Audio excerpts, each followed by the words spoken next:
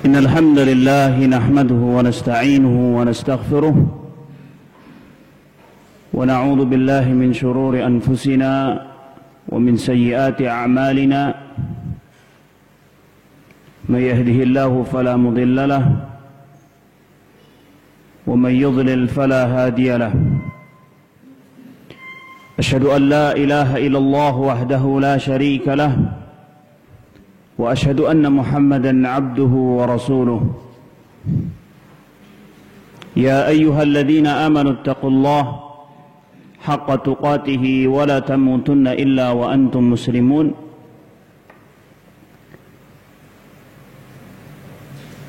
يا أيها الناس اتقوا ربكم الذي خلقكم من نفس واحدة وخلق منها زوجها وبث منهما رجالا كثيرا ونساء واتقوا الله الذي تساءلون به والأرحام إن الله كان عليكم رقيبا يا أيها الذين آمنوا اتقوا الله وقولوا قولا سديدا يصلح لكم أعمالكم ويغفر لكم ذنوبكم ومن يطع الله ورسوله فقد فاز فوزا عظيما أما بعد فإن أصدق الحديث كتاب الله وخير الهدى هدى محمد صلى الله عليه وسلم وشر الأمور محدثاتها فإن كل محدثة في الدين بدعة وكل بدعة ضلالة وكل ضلالة في النار.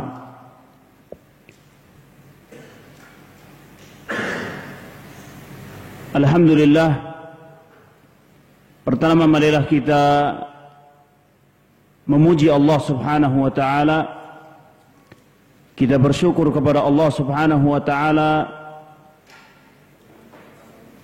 atas segala limpahan nikmat dan karunia-Nya, baik itu nikmat iman, nikmat Islam, nikmat hidayatut taufiq, nikmat kesehatan, nikmat keamanan serta waktu luang, dan nikmat-nikmat yang lainnya yang Allah Subhanahu wa taala berikan kepada kita semuanya. Maka kewajiban seorang muslim tentunya adalah bersyukur kepada Allah Subhanahu wa taala ya atas apa yang Allah berikan kepada kita. Jadi sekecil apapun nikmat yang Allah Subhanahu wa taala berikan kepada kita, ya maka wajib bagi kita untuk mensyukurinya. Dan kita ketahui bahwasanya nikmat Allah Subhanahu wa taala itu sangatlah banyak sekali, tidak terhitung. Sebagaimana yang ditegaskan oleh Allah Subhanahu wa taala, wa in ta'uddu ni'matallah la tuhsuha. Apabila kalian itu menghitung nikmat Allah Subhanahu wa taala, maka niscaya kalian tidak akan bisa menghitungnya. Ya, maka ini menunjukkan bahwasanya apa? Bahwasanya nikmat Allah begitu banyak sampai tidak terhitung. Dan dari sekian banyak nikmat yang Allah Subhanahu wa taala berikan kepada kita, sudahkah kita bersyukur kepada Allah Subhanahu wa taala? Sudahkah kita menjadi hamba Allah Subhanahu wa taala yang berterima kasih, yang bersyukur kepada Allah Subhanahu wa taala atas nikmat-nikmat yang Allah berikan kepada kita? Maka hendaknya kita bertanya kepada diri kita. Allah Subhanahu wa taala berikan banyak sekali kenikmatan. Ya, namun apa yang telah kita berikan kepada Allah Subhanahu wa taala? Baik, maka hendaknya kita terus berusaha bersyukur. Ya, dengan kita ucapkan alhamdulillahirabbil alamin. Kemudian kita berusaha untuk menanamkan dalam jiwa kita, dalam hati kita, ya, meyakini bahwasanya nikmat tersebut datang dari Rabbul Alamin, dari Allah Subhanahu wa taala, bukan karena siapa-siapa, bukan karena usaha kita, tetapi itu adalah murni karunia pemberian dari Allah Subhanahu wa taala. Kemudian setelah itu kita berusaha untuk apa? Untuk menjadikan nikmat-nikmat yang Allah Subhanahu wa taala berikan kepada kita dalam rangka ketaatan kepada Allah Subhanahu wa taala. Dalam rangka menjalankan peribadatan kepada Allah Subhanahu wa taala. Dalam rangka melaksanakan perintah-perintah Allah dan menjauhi larangan-larangan Allah Subhanahu wa taala. Jadi kehidupan kita yang penuh dengan nikmat dari Allah Subhanahu wa taala, kita jadikan itu adalah sebagai ibadah. Yang tentunya ibadah adalah apa? Adalah tujuan diciptakannya manusia. Wa ma khalaqtul jinna wal insa illa liya'budun. Tidaklah aku ciptakan jin dan manusia kecuali untuk beribadah kepadaku, kata Allah Subhanahu wa taala. Maka sudahkah kita menjadikan kehidupan kita ini untuk Allah Subhanahu wa taala? Sudahkah kita menjadikan perbuatan sehari-hari kita untuk Allah Subhanahu wa taala? Maka Allah pun mengatakan kepada Nabi SAW, "Qul inna salati wa nusuki wa mahyaya wa mamati lillahi rabbil alamin." Katakan wahai Muhammad, ya, inna salati, sesungguhnya salatku, wa nusuki, ibadahku, sesembelihanku, wa mamati, ya, matiku, wa mahyai, ya, kehidupanku, wa mamati lillahi rabbil alamin, dan kematianku, semuanya itu untuk apa? Untuk Allah Subhanahu wa taala. Maka sudahkah kita melakukan hal demikian? Sudahkah kita mempersembahkan kehidupan kita untuk Allah Subhanahu wa taala, ataukah masih terlena dengan hal-hal duniawi, tertipu dengan hal-hal duniawi yang tentunya itu menjauhkan diri kita kepada Allah Subhanahu wa taala. Baik jamaah kaum muslimin dan muslimat yang dirahmati oleh Allah Subhanahu wa taala, pada kesempatan kali ini insyaallah kita akan mengkaji atau meneruskan, ya, dari kitab apa? Sifat salat Nabi, karya yakni Syekh Al-Albani rahimahullahu taala. Dan sebenarnya saya ini sebagai pengganti saja, ya, biasanya dengan Ustaz Syahid Ridha, ya, tapi karena beliau berhalangan dan saya dihubungi oleh panitia untuk menggantikan beliau. Tayyib. Jamaah kaum muslimin dan muslimat rahimakumullah, kita belajar tentang sifat salat Nabi. Tayyib. Kenapa kita harus membahas tentang sifat salat Nabi? Karena tentunya salat itu adalah ibadah yang agung, ya. Salat ibadah yang adalah merupakan ibadah yang agung, ibadah yang besar. Bahkan salat itu kedudukannya setelah apa?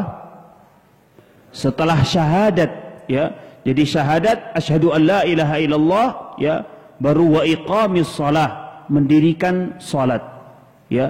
Ini adalah ajaran yang paling besar setelah tauhid, setelah tauhidullah.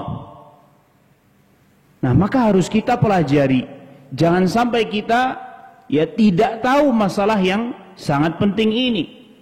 Bahkan Rasulullah SAW ketika beliau ingin meninggal, ya, akan meninggal dunia, beliau mengingatkan kepada umatnya, beliau mengatakan as-salah, as-salah, ya, as-salah, as-salah. Padahal beliau ketika itu dalam keadaan, ya, akan meninggal dunia. Beliau menyebutkan as-salah, as-salah, ya. Maksudnya apa? Beliau ingin mengingatkan kepada umatnya, wahai umatku, dirikanlah salat, jagalah salat, wahai umatku, jagalah salat.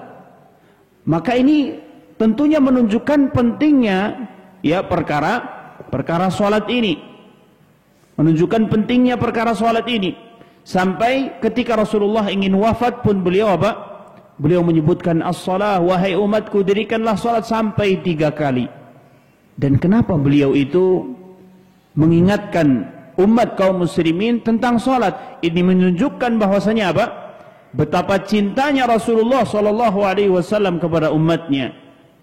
Betapa perhatian beliau terhadap umatnya sehingga mengingatkan apa?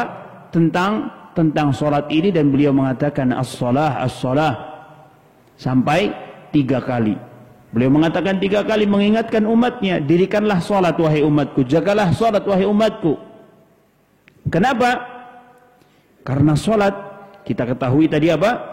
Ajaran terbesar, ya, ajaran Islam terbesar setelah kalimatut tauhid, setelah mentauhidkan Allah Subhanahu wa ta'ala. Maka dari itu banyak hadis-hadis yang menunjukkan bahwasanya apa? Yang menunjukkan pentingnya perkara salat ini. Pentingnya perkara salat ini, ya. Sehingga Rasulullah sallallahu alaihi wasallam menyebutkan awwalu ma yuhasabu bihil 'abdu yaumal qiyamah as-shalah. Ya. Pertama kali yang akan dihisab oleh Allah Subhanahu wa taala dari amalan hamba adalah apa? Salatnya. Fa in saluhat saluhat na'am sairu amali. Kalau salatnya baik, ya, maka akan baik pula yang lainnya. Maka ini menunjukkan hadis ini, ya, atau setelahnya beliau menyebutkan fa in fasadat sairu amali. Kalau salatnya buruk, ya, itu adalah pertanda keburukan, ya. Kalau orang kok sudah tidak menjaga sholatnya, tidak perhatian dengan sholatnya, ya, dia sholat dengan cepat-cepat, buru-buru dan yang lainnya, yaitu maka pertanda keburukan. Kalau sholatnya dihisab ternyata sholatnya buruk, maka ya dapat dipastikan selain sholat akan lebih parah lagi. Baik. Ini menunjukkan bahwasanya pentingnya sholat dalam Islam. Ya, pentingnya sholat dalam Islam. Dan sholat jamaah kaum muslimin dan muslimat rahimakumullah merupakan hal yang dijadikan oleh Rasulullah SAW sebagai penyejuk hati. Sebagai penyejuk hati. Rasulullah SAW ketika lelah, ketika capek, ya, kemudian ketika bersedih misalkan, ya, apa yang beliau lakukan? Ya, beliau menyampaikan kepada Bilal, arihna bis shalah. Ya Bilal, istirahatkanlah kami, ya, dengan apa? Dengan salat. Nah, dengan salat. Artinya salat itu sebagai apa? Ya, sebagai penyejuk hati. Dan Rasulullah SAW juga pernah bersabda, ju'ilat qurratu aini fis shalah. Ju'ilat qurratu aini fis shalah. Beliau mengatakan, ya, penyejuk hatiku ada ketika apa? Ketika fis shalah, ya. Ketika beliau melakukan salat, bukan dengan apa? Ya, bukan dengan hal-hal yang lainnya, akan tetapi dengan salat. Dan jamaah kaum muslimin dan muslimat yang dirahmati oleh Allah Subhanahu wa taala, juga salat, ya, adalah ibadah yang paling agung, yang mana ketika salat seseorang itu sangat dekat dengan Rabbnya, ya. Ketika dia salat bermunajat, maka itulah keadaan terdekat antara seorang hamba dengan Rabbul Alamin, dengan Allah Subhanahu wa taala, ya, dengan Allah Subhanahu wa taala. Maka Rasulullah sallallahu alaihi wasallam beliau bersabda, aqrabu ma yakunu bihi al-'abdu min rabbih wa huwa sajid, atau kama qala sallallahu alaihi wasallam. Jadi Rasulullah SAW mengatakan, jadi keadaan antara seorang hamba dengan Allah Subhanahu wa taala, keadaan terdekat yang paling dekat antara hamba dengan Allah Subhanahu wa taala itu kapan? Yaitu ketika seseorang bersujud, bersimpuh menghadap Allah Subhanahu wa taala ketika salat. Nah, ternyata dekatnya seorang hamba dengan Allah Subhanahu wa taala itu bukan karena banyak mengislamkan orang, ya, atau banyak pengikutnya, banyak jamaahnya, ya. Bukan itu keadaan seseorang terdekat dengan Allah Subhanahu wa taala, yaitu ketika apa? Ketika wahuwa sajid, ketika dia duduk bersimpuh menghadap Allah Subhanahu wa taala, ya, ketika dia sholat. Maka ini merupakan yang menunjukkan bahwasanya sholat itu adalah merupakan ibadah yang besar, ibadah yang agung, yang tentunya harus kita jaga.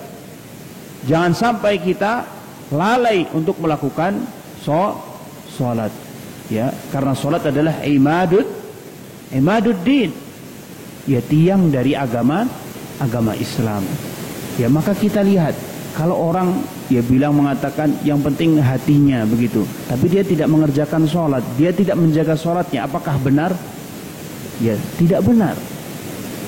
Kalau kita lihat ada orang menjaga sholatnya, ya, sholat 5 waktu dia jaga, kemudian ditambah dengan nafilah, ya, sholat sunnah yang lainnya, ya, itu indikasi bahwasanya orang tersebut adalah orang yang baik, orang yang benar begitu. Tapi kalau orang tidak menjaga sholat, berantakan sholatnya, ya, maka itu kita katakan tadi sebagaimana disabdakan oleh Rasulullah, yaitu berarti menunjukkan bahwasanya apa? Yang lainnya lebih parah lagi. Maka sebagian para ulama mengatakan, idza ra'aita ar-rajula yudayyi' fi shalah fa huwa li ghairihi ashaddu tadyi'a. Kalau seandainya kalian melihat ada seseorang yang meremehkan hal sholat, kalau seandainya kalian melihat ya ada orang kok meremehkan perkara sholat, ya, maka dapat dipastikan, ya, terhadap syariat-syariat Allah Subhanahu wa taala yang lainnya dia lebih meremehkan lagi. Baik. Jamaah kaum muslimin dan muslimat yang dirahmati oleh Allah Subhanahu wa taala,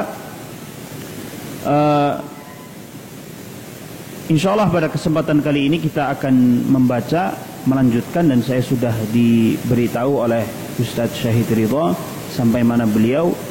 Katanya ya beliau sudah sampai takbir terakhir, ya, sampai tentang takbir. Baik. Jadi kita mengingatkan sedikit tentang takbiratul ihram, ya. Jadi sebelum takbir ada niat. Baik. Rasulullah SAW bersabda, innamal a'malu bin niyat. Sesungguhnya amalan itu sesuai dengan niatnya. Maka dia harus meniatkan terlebih dahulu, ya. Nah, meniatkan terlebih dahulu kalau dia itu mau sholat. Baik. Setelah niat, di sini Syekh rahimahullah, ya, di bukunya ada, beliau mengatakan thumma kana yastaftihu as-shalah biqaulihi Allahu akbar. Perhatikan jamaah kaum muslimin dan muslimat. Jadi beliau, ya, Rasulullah SAW itu yastaftih, membuka salatnya dengan apa? Dengan takbir, ya, dengan Allahu akbar. Tayyib. Berarti ini menunjukkan, ya, sebelum takbir, ya, atau sebelum memulai salat ada yang lain tidak?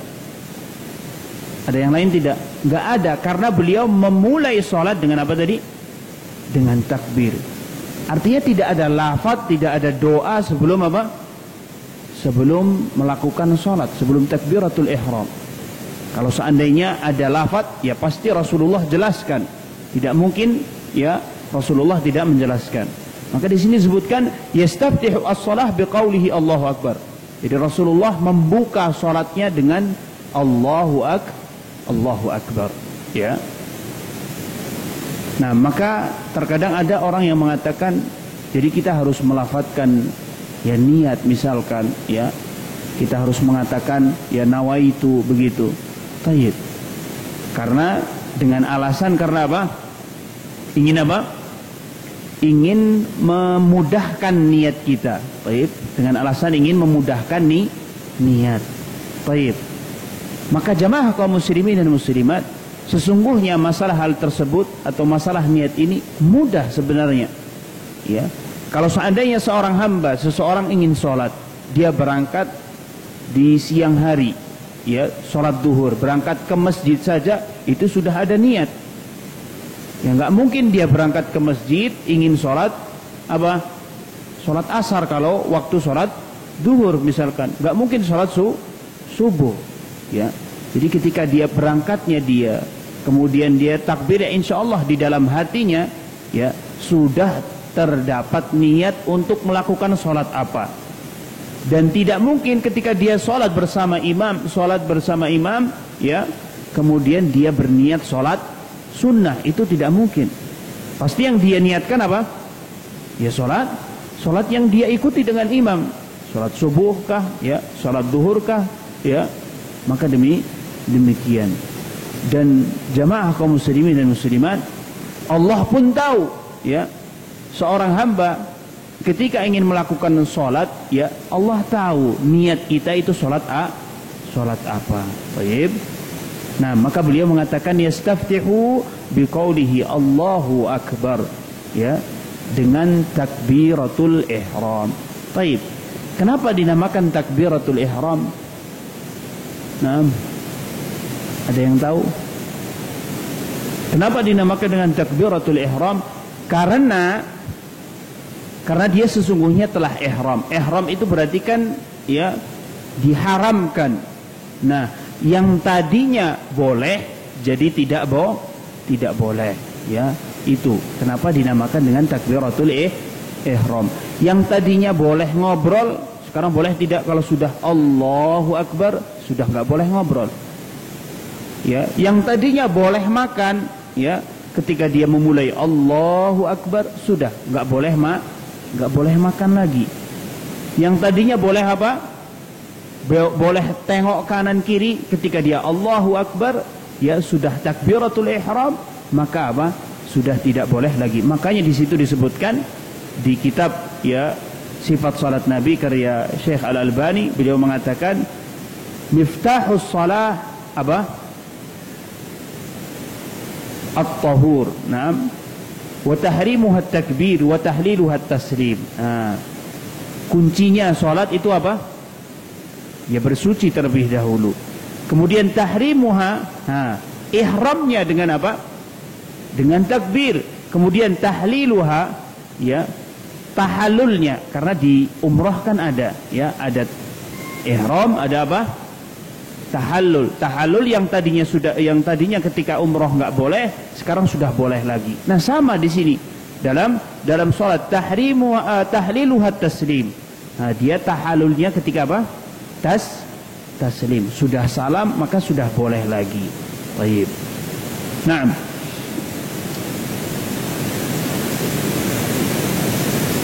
Kemudian mengangkat tangan.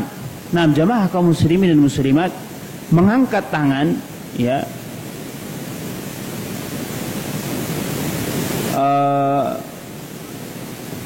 di sini ada 3 keadaan, ya, yang disebutkan oleh beliau Syekh rahimahullahu taala. Yarfa'u yadayhi taratan ma'at takbir. Yang pertama, takbir bareng dengan apa? Dengan gerakan tangan. Allahu Akbar. Ini yang pertama. Yang kedua, ya Allahu Akbar baru angkat tangan, ya. Allahu Akbar baru angkat tangan. Yang ketiga, angkat tangan dulu baru Allahu Akbar. Dan ini boleh semuanya. Boleh dilakukan semuanya. Baik. Ya. Jadi ada tiga keadaan. Nah, dan mengangkat tangan ketika sholat atau ketika takbiratul ihram itu batasannya bagaimana? Di mana? Pundak, ya, di pundak. Baik. Jadi ada 2. Yang pertama mengatakan sejajar dengan apa? Pundak. Yang kedua sejajar dengan daun telinga. Baik. Nah, begitu. Dan ketika takbir, ya, kita itu bagaimana tangannya? Sebagian ulama mengatakan harus menghadap kiblat. Baik, tapi banyak ulama yang mengatakan tidak perlu, ya, tidak perlu. Jadi, ya sekedarnya. Baik, enggak harus. Kadang orang ada yang bagaimana? Gitu kan. Allahu Akbar begitu. Baik. Dan jarinya bagaimana disebutkan dalam sebuah hadis? Bagaimana? Tidak rapat, dan juga tidak renggang begitu. Jadi nggak begini Allahu Akbar dan juga tidak begini. Jadi biasa Allah. Nah, kan begini. Bukan begini ya.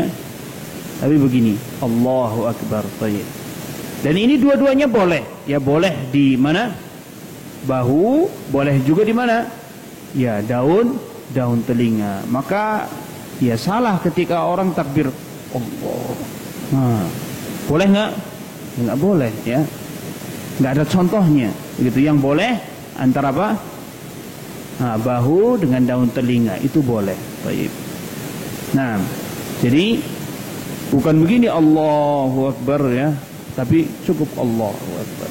Nah itu berkaitan dengan mengangkat tangan. Kemudian setelah mengangkat tangan, beliau apa? Meletakkan tangan kanan di atas tangan kiri. Baik. Tangan kanan di atas tangan kiri. Dan ini sama, beliau menyebutkan di sini ada tiga keadaan. Yang pertama bagaimana? Yang pertama tepat begini di atas tangan kiri, ya, tidak memegang sama sekali. Yang kedua di situ disebutkan memegang tangan pergelangan, afwan, ya, pergelangan, ya. Ini yang keadaan yang kedua. Yang pertama naruh saja. Yang kedua memegang. Yang ketiga adalah dengan menaruhnya di mana? Di lengan. Baik. Semuanya boleh ya. Tidak ya begini. Nah. Kemudian ya, asalkan jangan begini ya. Pernah lihat yang begini? Ada. Ada. Nah, jadi ketika sholat begini. Baik. Jadi begini ya, tepat di atasnya, atau memegang boleh begini. Atau yang ketiga di mana? Di lengan. Baik. Ini tiga keadaan yang disebutkan oleh Syekh rahimahullahu taala. Nah, kemudian pembahasan yang berikutnya, di mana diletakkan apa? Tangannya itu. Apakah di perut? Ya. Apakah di dada? Baik. Atau yang di mana? Baik. Jadi wad'uhuma 'ala as-sadr wa kana yad'u al-yumna 'ala dhahri kaffihi al-yusra. Naam. Nah, kemudian di situ ditaruh di atas mana? Dada. Baik. Jamaah kaum muslimin dan muslimat, para ulama di sini berselisih pendapat, apakah harus tepat di dada? Jadi dia di dada ya. Kalau tarawihnya lama-lama turun gitu kan. Capek. Jadi para ulama mengatakan, ada yang mengatakan as-sadr di sini. Jadi as-sadr ya maknanya adalah dada. Ada sebagian para ulama yang mengatakan yang penting di depan ya.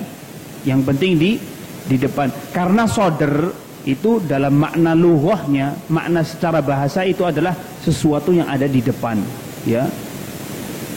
Nah, sesuatu yang ada di depan. Berarti kalau di perut masih di depan, ya kan?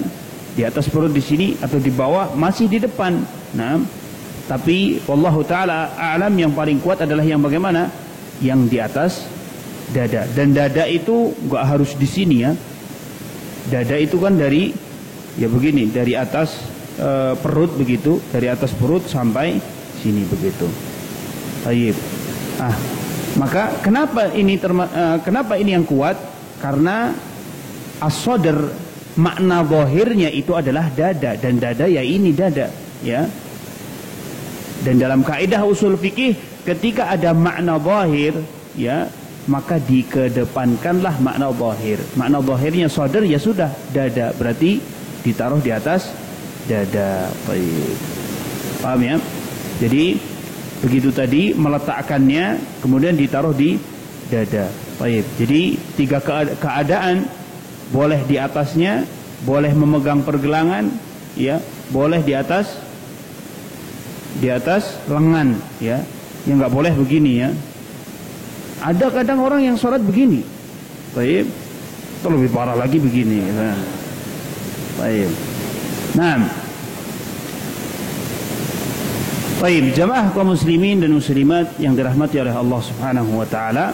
Selanjutnya kita membuka bab yang selanjutnya, yaitu an-nadharu ila mawdhi'is sujud, ya, ila mawdhi'is sujud wal khusyu'. Baik. Yaitu memandang apa? An-nadhar, memandang tempat sujud dan khusyuk ketika salat. Baik. Nah, perhatikan jamaah kaum muslimin dan muslimat. Di sini Syekh rahimahullahu taala menyebutkan wa kana idza shalla ta'ta'a ra'sahu wa rama bi basarihi nahwal ard, ya. Nahwal ard. Rasulullah SAW, ini hadis, ya, hadis yang diriwayatkan oleh Abu Dawud dan Ahmad. Nah, dahulu Rasulullah SAW ketika beliau salat ta'ta'a ra'sahu, ya, beliau itu menundukkan pandangan, menundukkan kepala beliau, warama bi basarihi nahwal ard, dan memandang ke arah tanah. Baik. Ini hadis yang pertama. Baik. Hadis yang pertama, warama bi basarihi, dan beliau itu pandangannya diarahkan kemana? Ke tanah. Baik.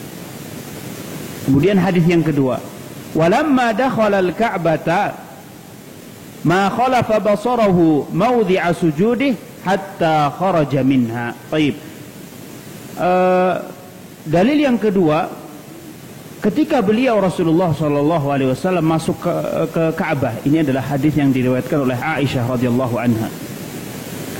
Ketika Rasulullah SAW masuk ke Ka'bah, ma khalafa basarahu mawdi'a sujudih, beliau itu tidak sedikit pun memalingkan pandangannya, baik, dari tempat sujudnya, hingga beliau keluar dari Ka'bah. Artinya apa? Hingga beliau selesai dari salat beliau. Nah, hadis yang pertama tadi mengatakan rama bi basarihi nahwal ard, beliau mengarahkan pandangan beliau ke tanah, ya. Jadi ini masih umum tanah, ya, nggak tahu tanah yang depan, ya, di atas atau bawah atau bagaimana. Baik, ini masih umum. Kemudian yang kedua, yang hadis Aisyah lebih khusus lagi, ma khalafa basarahu mawdi'a sujudi, ya, tidak pernah memalingkan pandangan beliau, ya, dari tempat sujudnya. Ini berarti lebih jelas lagi, ya kan? Tadi ke tanah, yang kedua di sini apa? Ya, tempat sujudnya. Baik. Kemudian dalil yang hadis yang ketiga, beliau menyebutkan waqala sallallahu alaihi wasallam la yanbaghi an yakuna fil baiti syai'un, ya, la yanbaghi an yakuna fil baiti syai'un yashghulul musalli. Tidak sepatutnya, tidak sepantasnya, ya, di Baitullah. Al-bait di sini maksudnya adalah Baitullah, dan para ulama mengatakan Ka'bah. Baik. Baitullah mengatakan, para ulama menjelaskan itu adalah Ka'bah. Ya, ada sesuatu yang bisa melalaikan, mengganggu seseorang dari apa? Dari ibadah salat. Baik. Hendaknya di di Baitullah, di Ka'bah itu tidak ada, ya, sesuatu yang bisa melalaikan atau mengganggu salat seseorang. Baik. Maka jamaah kaum muslimin dan muslimat, perhatikan di sini, ya, kalau di footnote-nya biasanya di situ disebutkan. Nah, jadi dahulu awal mulanya Rasulullah Shallallahu Alaihi Wasallam, ya, beliau ketika salat itu menghadap kemana? Langit. Ya, menghadap ke atas, menghadap ke langit. Baik. Dan juga disebutkan di riwayat yang lain juga, para sahabat juga demikian. Para sahabat juga demikian. Ketika mereka sholat, maka pandangan mereka ke langit. Maka ketika itu turunlah firman Allah Subhanahu wa taala dalam surat Al-Mu'minun, ya, yang mana Allah berfirman, alladzina hum fi salatihim khashi'un, ya, yaitu orang-orang yang mendirikan salat dengan khusyuk. Baik. Ini diingkari oleh siapa? Allah Subhanahu wa taala ketika ada siapa? Rasulullah dan para sahabatnya sholat dulu ya. Dahulu ya, sebelum turun ayat ini mereka sholat menghadap ke atas. Baik. Nah, dalil yang menunjukkan perintah bahwasannya, atau tadi tidak perintah ya, tadi adalah para sahabat melihat kepada Rasulullah bahwasanya Rasulullah sholat menghadap ke tanah yang pertama, kemudian yang kedua melihat bahwasanya Rasulullah tidak memalingkan dari tempat sujudnya. Baik, dari tempat sujudnya. Nah, maka para ulama ya, mereka itu berbeda pendapat dalam masalah ini. Masalah apa? Kemana seseorang itu harus harus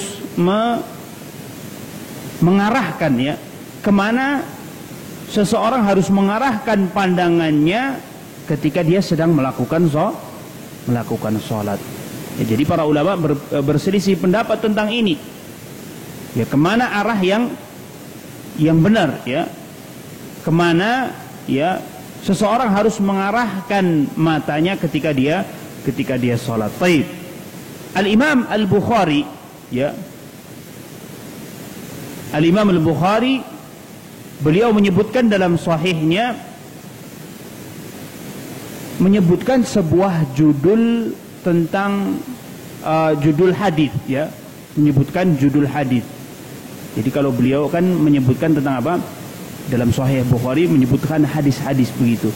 Tapi biasanya ada babnya, bab tentang apa begitu. Beliau mengatakan babu raf'il basari ilal imami fis shalah.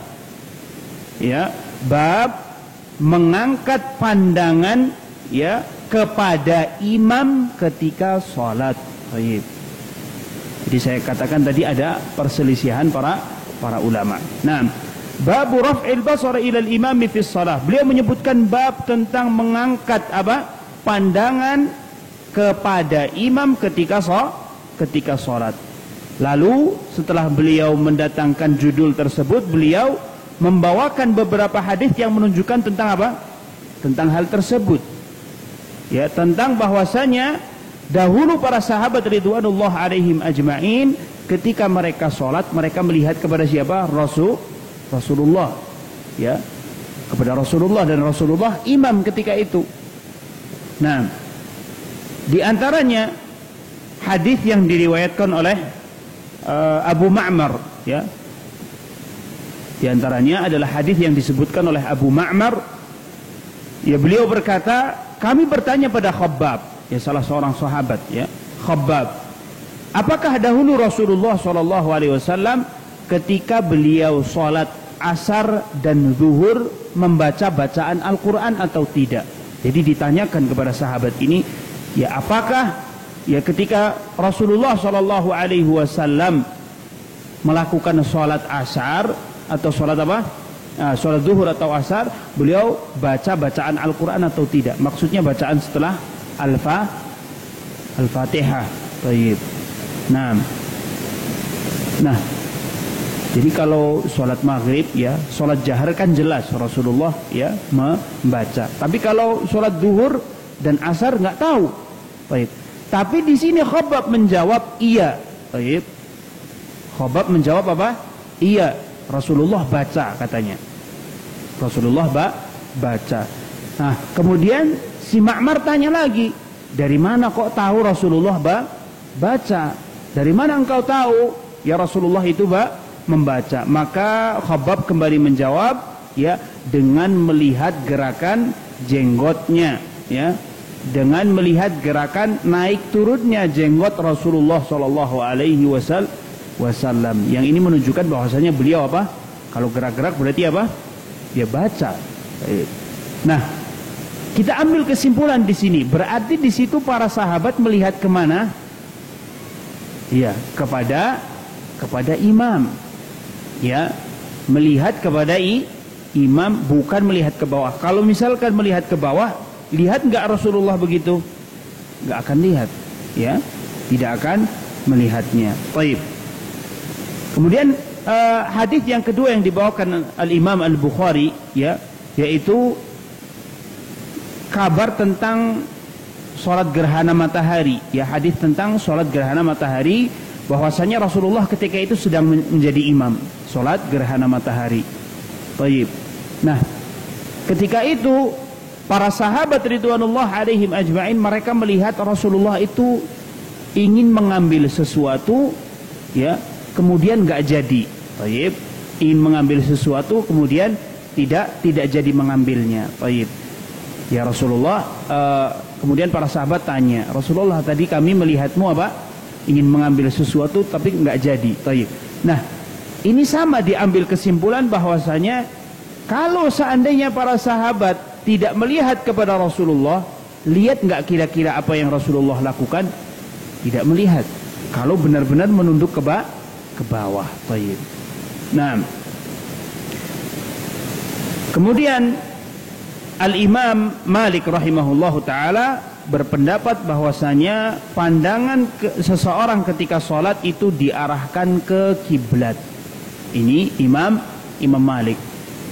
Kemudian Al-Imam Asy-Syafi'i rahimahullahu ta'ala berpendapat bahwasanya orang yang sholat itu melihat ke tempat sujudnya. Baik, melihat ke tempat sujudnya. Baik. Ya, dengan alasan, ya, dengan demikian itu lebih memudahkan seseorang untuk apa?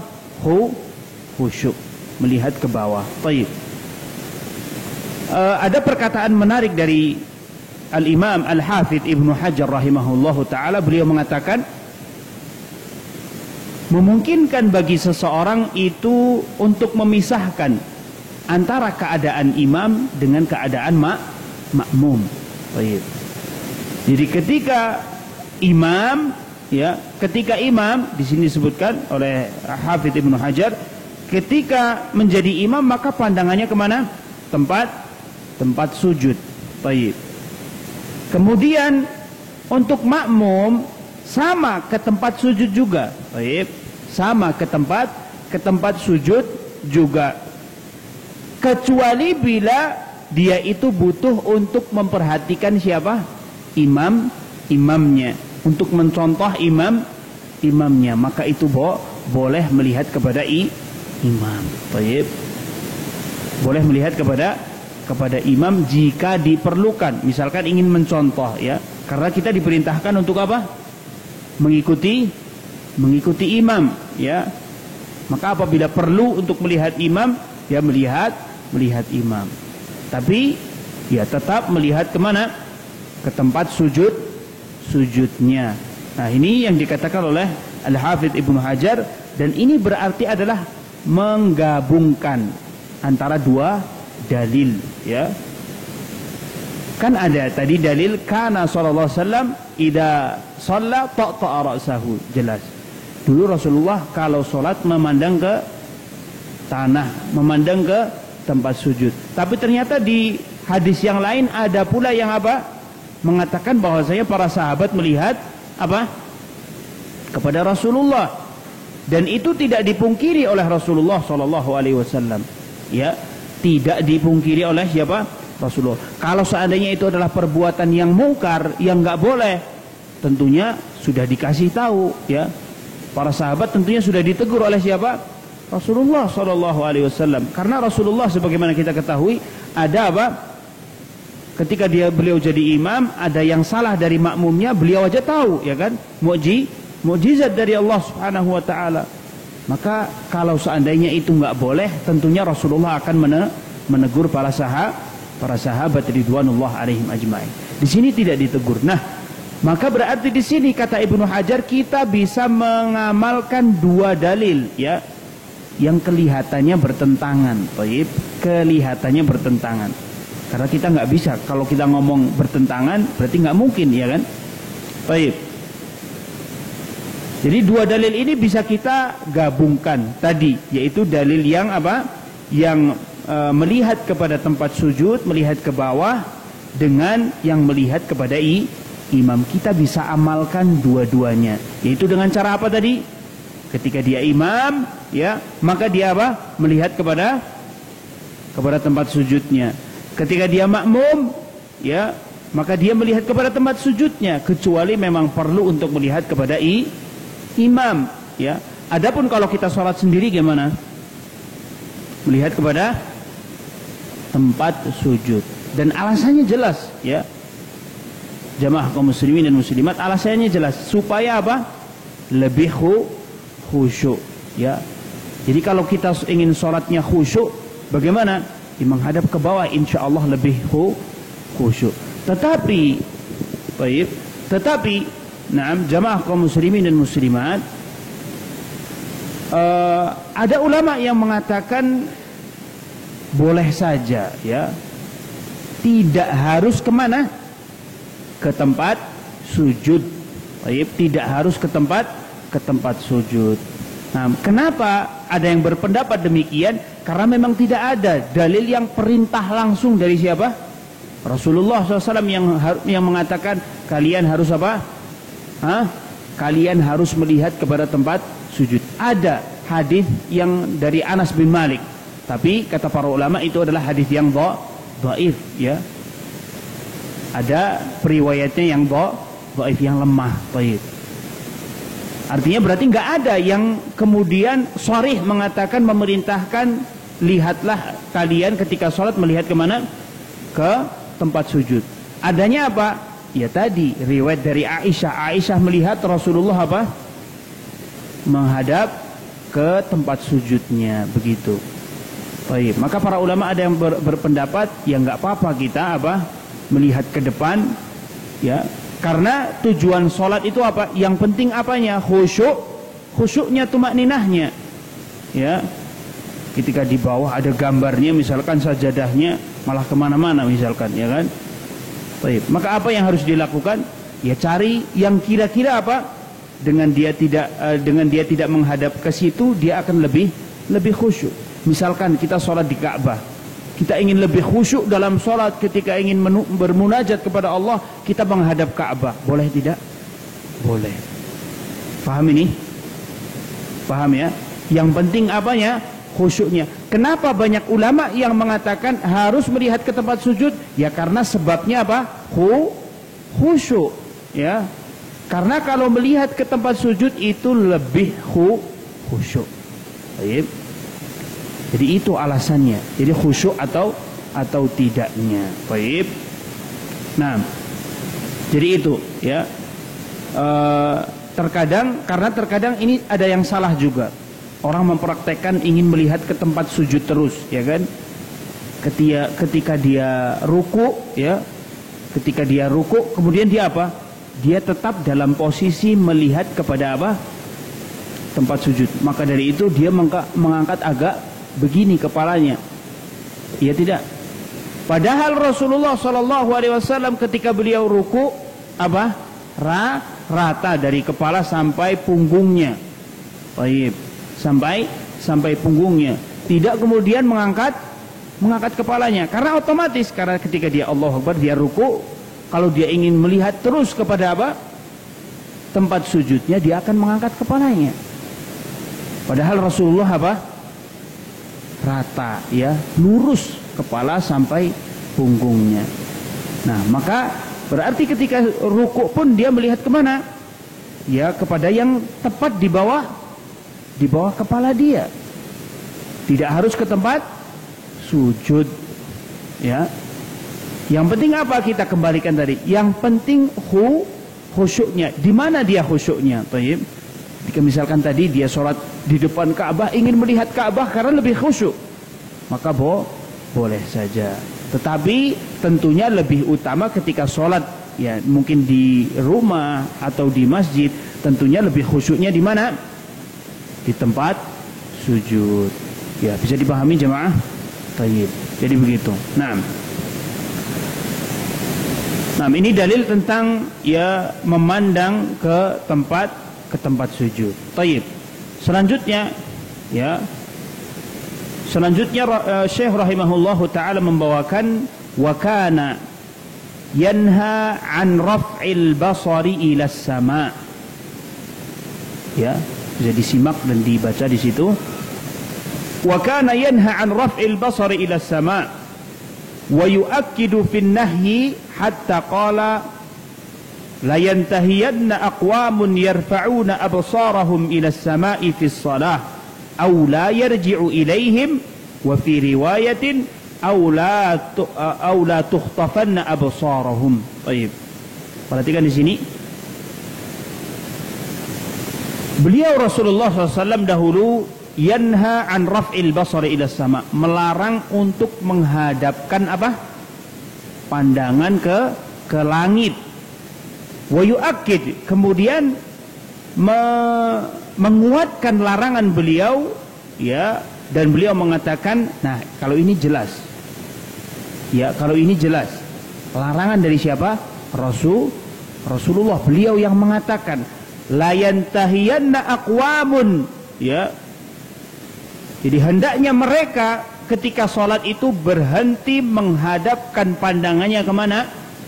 Ke langit, atau mata mereka tidak akan lagi apa? Kembali ke tempat semula. Nah, ini ancaman. Dan wa fi riwayatin, di riwayat yang lain beliau mengatakan, ya, aula tuhtafanna absarahum, ya, atau mata mereka akan dicongkel dari tempatnya. Tayyib.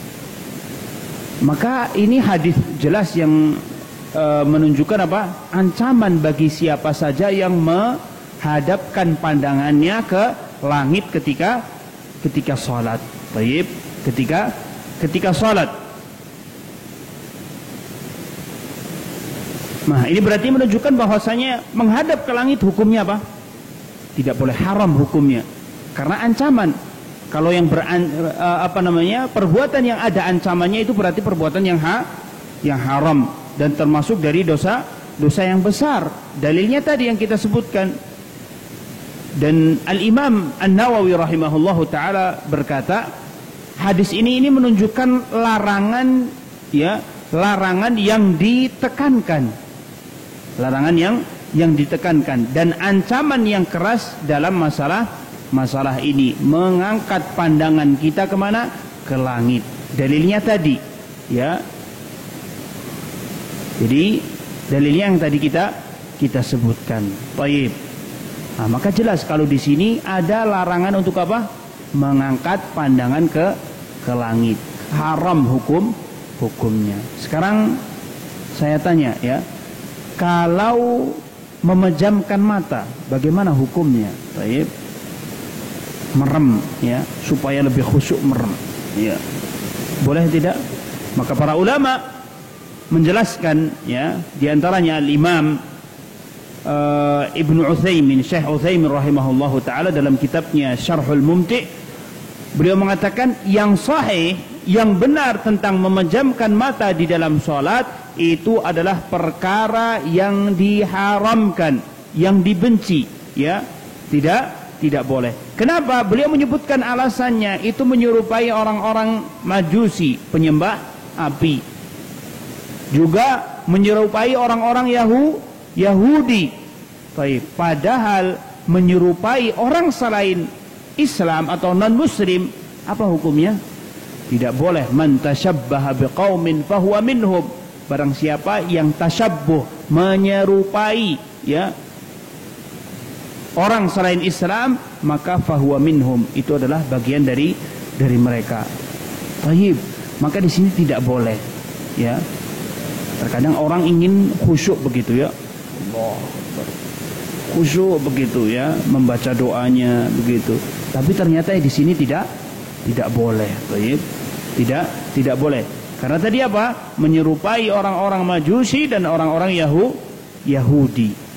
Dan menyerupai mereka hukumnya apa? Haram hukumnya, nggak boleh. Tidak boleh hukumnya. Maka para ulama, ya, mengatakan itu adalah perbuatan yang dilarang, ya. Kecuali memang perlu sebentar, ya. Misalkan bagaimana? Ya, ketika dia sholat ada sesuatu yang mengganggu dia, ya. Ketika dia melek, malah justru apa? Membuka matanya justru apa? Mengganggu kekhusyuan dia. Maka dia pejamkan sebentar, kemudian dibuka kembali. Itu boleh. Tapi kalau memejamkan terus, ya, dengan alasan ingin khusyuk, maka ini tidak tidak boleh, ya. Jadi tidak boleh. Baik.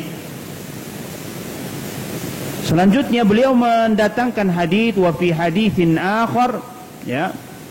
Wa fi haditsin akhar fa idza shallaitum fala taltafitu fa inna Allaha yansubu wajhahu liwajhi 'abdihi fi salatihi ma lam yaltafit. Perhatikan di sini.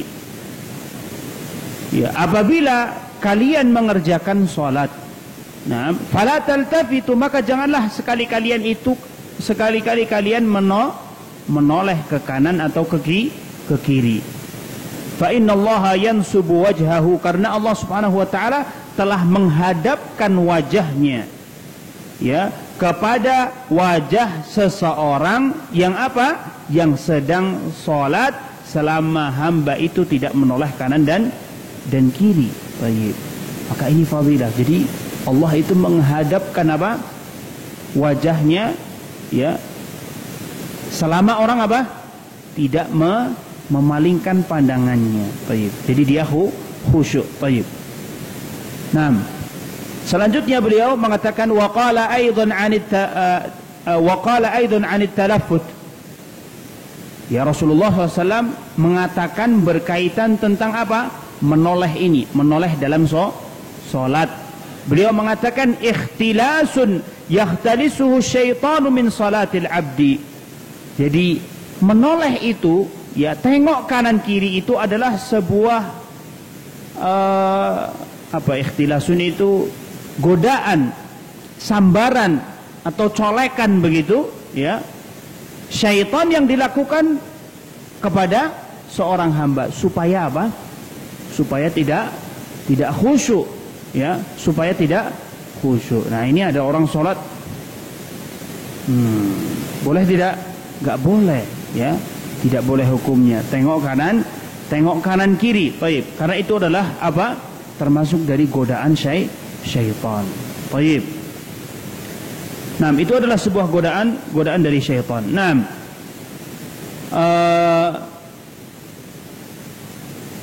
dalil selanjutnya beliau mengatakan la yazalullah muqbilan 'ala al-'abdi fi salatihi ma lam yaltafit fa idza sarafa wajhahu in sarafa anhu. Allah akan senantiasa menghadapkan wajahnya kepada hambanya yang sedang apa?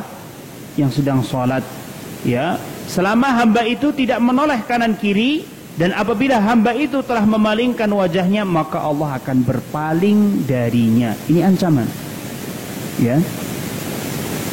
Jadi tidak bolehnya kita menoleh ketika apa? Ketika sholat. Tetapi adapun menoleh karena sesuatu yang mengejutkan, misalkan karena sesuatu karena kebutuhan memang, maka boleh tidak? Boleh saja.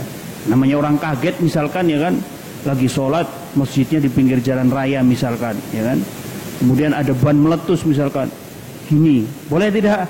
Boleh saja, nggak apa-apa. Atau sesuatu yang mengejutkan, misalkan seperti hadis yang apa? Yang dibolehkan yang kita mengusir hewan buas, misalkan ular atau yang lainnya misalkan, yaitu boleh saja.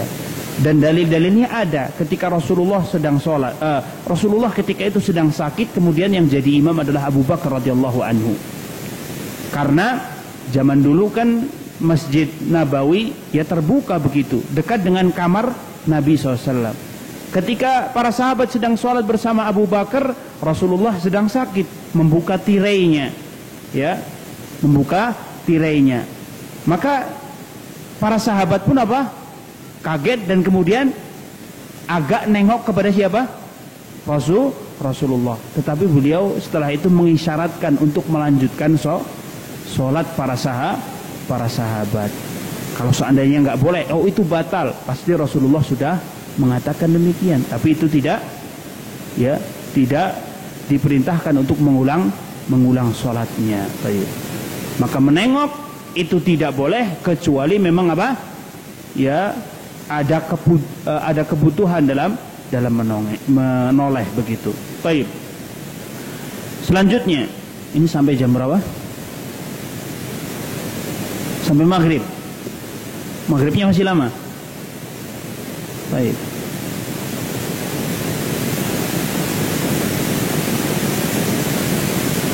Nah, selanjutnya di sini disebutkan, beliau menyebutkan wa naha an thalathin an nuqratin ka nuqratid dik wa iqa'in ka iqa'il kalb waltifati kaltifati tha'lab. Beliau Rasulullah sallallahu alaihi wasallam melarang dari 3 hal ketika salat. Ya, melarang 3 hal ketika apa? Ketika salat. Yang pertama, an nuqratin ka nuqratid dik, sujud dengan cepat layaknya apa? Patukan ayam. Baik. Ada enggak orang yang begini? Ini yang tidak tumakninah, tidak khusyuk begini. Baik. Salatnya cepat, ya, seperti patukan ayam.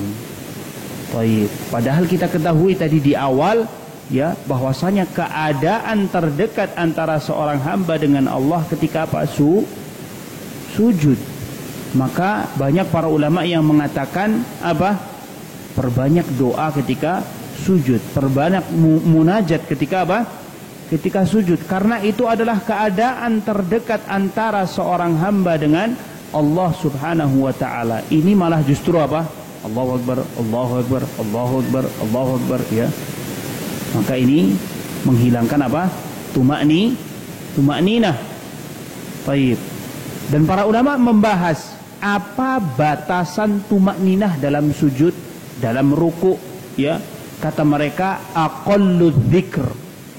Aqallu az-zikr, batasan minimal zikir, bacaan ketika ruku, ketika sujud. Misalkan, ya, kita ruku Allahu Akbar, subhana rabbiyal azim bihamdi, misalkan, ya, subhana rabbiyal azim. Nah, perintahnya berapa? 3 kali, ya kan? Sunnahnya 3 kali atau lebih. Nah, ganjil. Taib.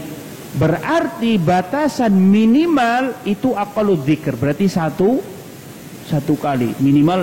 Subhana rabbiyal azim, sudah. Allahu Akbar, subhana rabbiyal a'la, sudah. Nah, ini kadang belum selesai ngomong apa, belum selesai baca subhana, baru subhana udah Allahu Akbar, naik lagi, ya kan? Allahu Akbar, Allahu Akbar. Maka itu enggak ada tumakninahnya namanya. Padahal tumakninah dalam sholat apa? Apa hukumnya? Keharusan, wajib hukumnya. Ya. Maka banyak orang yang meninggalkan apa? Meninggalkan kewajiban dalam sholat, tumakninah dalam sholat, tapi mereka takut untuk meninggalkan apa? Hal-hal yang sunnah. Baik. Dan ini ketahuilah jamaah kaum muslimin dan muslimat, ini termasuk dari talbis iblis, godaan syaitan. Apa? Yaitu seseorang, ya. Jadi tingkatan-tingkatan godaan syaitan itu banyak, menjerumuskan orang ke dalam syirik, kemudian ke dalam dosa-dosa besar, bid'ah terlebih dahulu, kemudian dosa-dosa besar, dosa-dosa kecil, ya, kemudian menyibukkan manusia dengan hal-hal yang mubah sehingga mereka apa? Jauh dari perbuatan ketaatan, lalai dari mengingat Allah. Dan yang terakhir apa?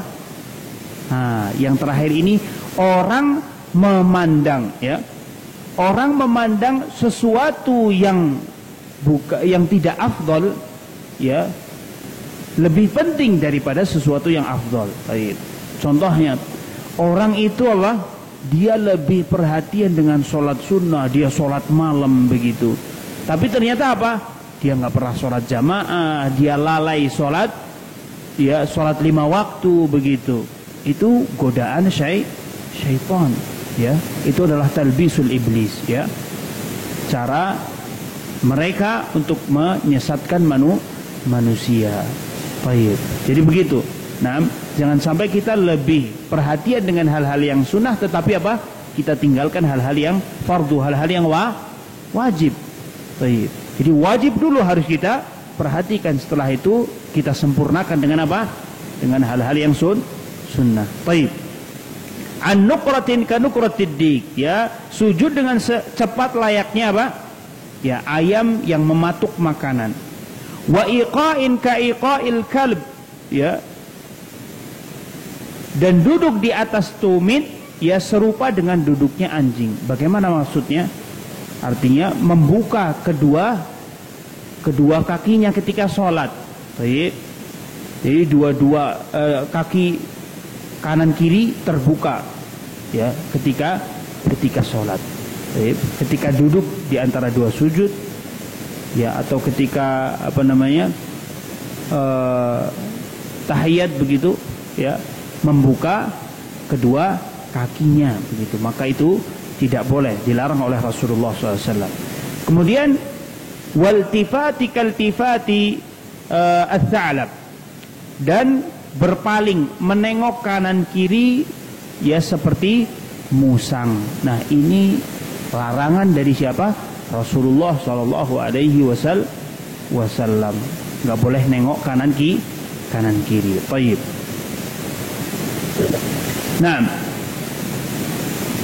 selanjutnya beliau Syekh rahimahullahu taala menyebutkan ya hadis wa kana sallallahu alaihi wasallam yaqul, dan dahulu Rasulullah sallallahu alaihi wasallam bersabda, "Shalli salata muwaddi'in ka'annaka tarahu fa in kunta la tarahu fa innahu yarak."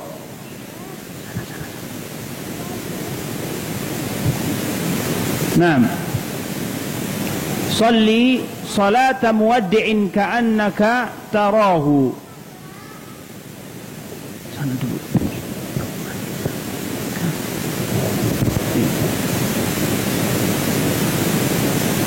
Naam. Shalli salata muwaddi'in ka'annaka tarahu fa in kunta tarahu fa innahu yarak. Fa in kunta la tarahu fa innahu yarak. Perhatikan di sini.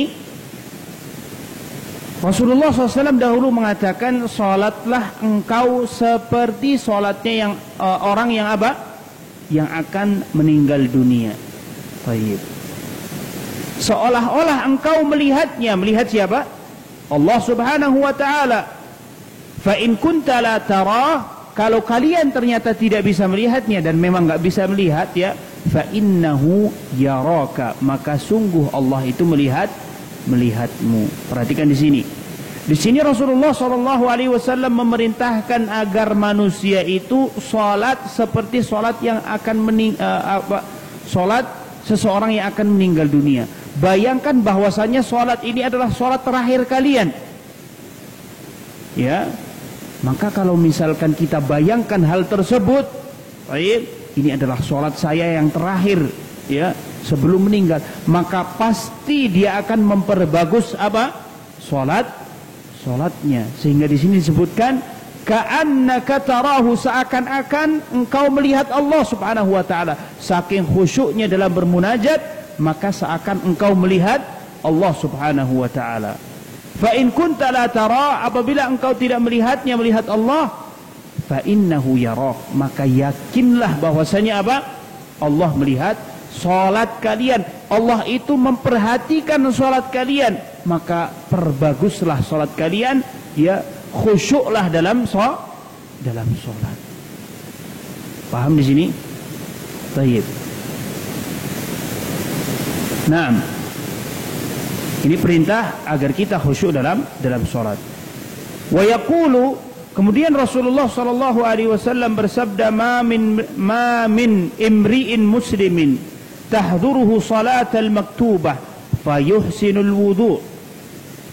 wudu'aha wa khusyu'aha wa ruku'aha illa kanat kafaratun lima qablaha min adh-dhunubi ma lam yu'ti kabiratan wa dhalika ad-dahru kullah. Seorang muslim ya yang telah datang baginya waktu salat, datang ya waktu salat, masuk waktu salat. Maksud di sini adalah salat apa? Al-maktubah, salat fardu. Fayahsunu wudu'aha, maka dia perbaguskan wudu'nya. Wa khusyu'aha, maka dia baguskan khusyuknya dalam salat.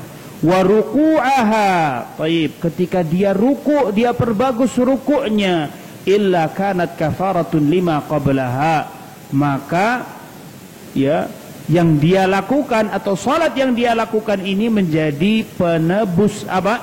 Dosa-dosa yang telah dia lakukan. Ya, selama malam yu'ti kabiratan, selama dia itu tidak melakukan dosa-dosa yang besar. Wadzalika ad-dahru kulluh, dan hal itu berlaku selama 1 tahun lamanya. Perhatikan jamaah kaum muslimin dan muslimat, di sini seakan ada syarat. Kalau sholat kita ingin bernilai, sholat kita ingin menjadi sholat yang bisa menghapus apa? Dosa-dosa kita, maka bagaimana caranya? Wudhunya yang bagus, ya, wudhu yang bagus, ya, jangan sampai terlewat begitu. Kita ambil sunnah-sunnahnya, ya, rukunnya diambil, ya, syarat-syaratnya bagaimana begitu, ya, wajibnya bagaimana, kita datangkan semuanya itu, ya. Dan sudah ada apa namanya ancaman dari Rasulullah, wailul lil a'qabi minan nar, ya, tumit yang tidak terkena air itu diancam dengan neraka. Kadang orang sekedar gerakan saja, kadang orang apa, hanya yang penting wudhu saja, ya. Ternyata wudhu juga butuh kepada kekhusyuan, ya, wudhu dengan benar, pelan-pelan begitu, ya. Kadang orang kalau sudah apa, sudah iqamah misalkan, dia buru-buru. Yang penting apa? Geraknya saja. Gerakan memang gerakan wudhu. Begitu. Jadi perbagus wudhunya, kemudian khusyuknya dalam sholat. Ya, kita harus memperhatikan kekhusyuan kita dalam sholat. Makanya para ulama membahas ada yang namanya istihdharul qalb. Apa itu? Menghadirkan jiwa kalau kita itu sedang sholat, kalau kita itu sedang menghadap siapa? Allah subhanahu wa ta'ala, ya. Makanya tadi dalam sebuah hadis jelas dikatakan ka'annaka tarahu fa illam takun tarahu fa innahu yarak, ya. Seakan-akan kita itu sedang diperhatikan oleh Allah subhanahu wa ta'ala. Maka kita berbagus sholat kita, ya. Kita berbagus sholat kita, kita perbaiki kekhusyuan kita dalam sholat, ya. Baik ketika apa? Ruku, ketika bangkit dari ruku, ketika sujud, bangkit dari sujud, ya. Ketika i'tidal dan yang lain-lain, ya. Kita datangkan kekhusyuan kita ketika sholat. Nah, seakan di sini ada syarat, ya. Kalau kita ingin apa? Ketika kalau kita ingin sholat kita itu menghapus dosa, kita harus melaksanakan sholat kita dengan benar. Baik. Selanjutnya beliau menyebutkan wa qad shalla fi khamisatin laha a'lamun fanadhara ila a'lamiha nadratan. Dahulu Rasulullah SAW mengerjakan sholat dengan memakai khamis, pakaian yang bergambar, ya. Falamman sarafa, ya, falamman sarafa qala, ketika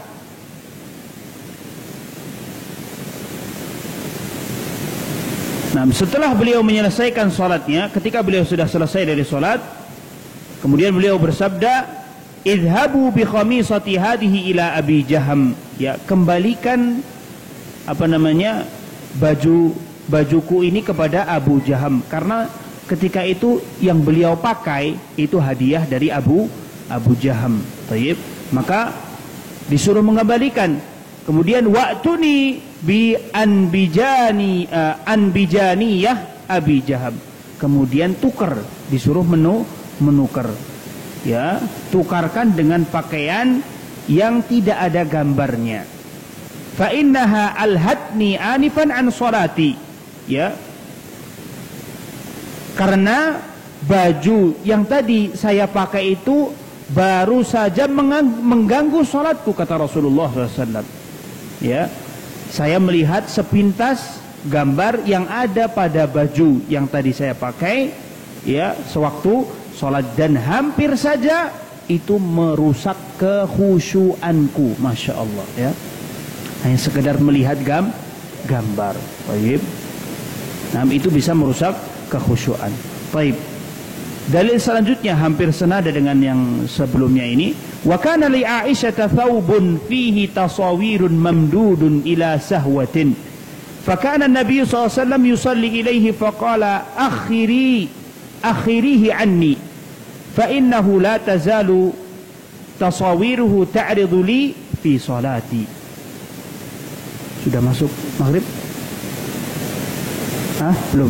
Kita habiskan ya sedikit lagi. Fa innahu la tazalu tasawiru. Aisyah pernah mempunyai korden ya, tirai begitu, dan ada gambarnya. Ketika itu tirainya menjulur ke bawah, Rasulullah sedang sholat ya, sedang sholat. Dan ternyata Rasulullah terganggu dengan apa? Dengan gambar tersebut.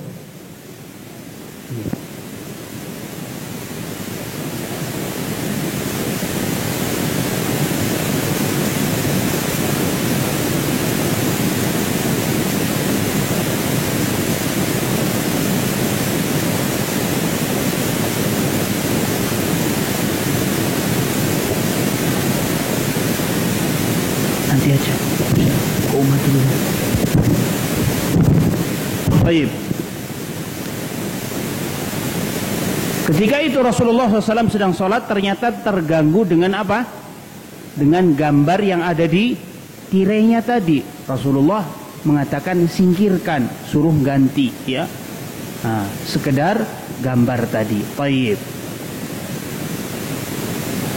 Berarti ini sama, terganggu dengan apa? Dengan gambar. Kadang-kadang orang sholat ya, ini sudah kemana-mana ya, pikirannya sudah kemana-mana begitu ya, melihat gambar sedikit dibayangkan apalah ya kan, ya melihat apa sedikit bayangannya kemana begitu ya, maka ini tidak boleh ya. Dan terkadang sajadah saja itu bikin kita apa? Hilang khusyuknya. Gambar Ka'bah ya kan, liatin tiangnya, diliatin ya kan, dan kita merasakan seperti itu ya ikhwah ya. Nah, jadi kalau misalkan ada sajadah yang apa, yang tidak ada gambarnya, itu lebih baik saya kira.